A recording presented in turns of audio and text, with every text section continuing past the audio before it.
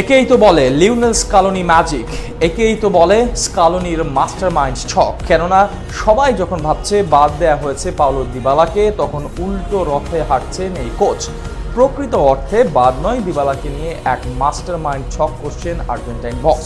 2026 বিশ্বকাপে জাদুকর দিবালাকে পেতে রাখছেন এক বিশেষ পরিকল্পনা। পাওলো দিবালাকে নিয়ে কি সেই পরিকল্পনা করছেন স্কালোনি, তা নিয়ে বিস্তারিত থাকছে রিপোর্ট।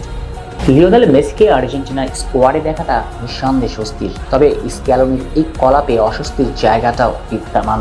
কেননা মেসির পরে আর্জেন্টিনা ফ্যানদের সবচেয়ে ভালোবাসার নাম পাওলো দিবালা, কিন্তু আগামী 2 ম্যাচে স্কোয়াডে নেই ফুটবলের এই জাদুকর। তাতে হতাশ আকাশ নীল ভক্তরা, কিন্তু যারা ভাবছেন পাওলো দিবালাকে বাদ দেওয়া হয়েছে তারা মূলত ভুল, কারণ দিবালাকে নিয়ে এক বিশেষ মাস্টারমাইন্ড ছক করছেন স্ক্যালোনি। আসলে পুরো পৃথিবীর জানায় স্ক্যালোনির চিন্তা চেতনা ফুটবলীয় দর্শন জগতের বাইরে।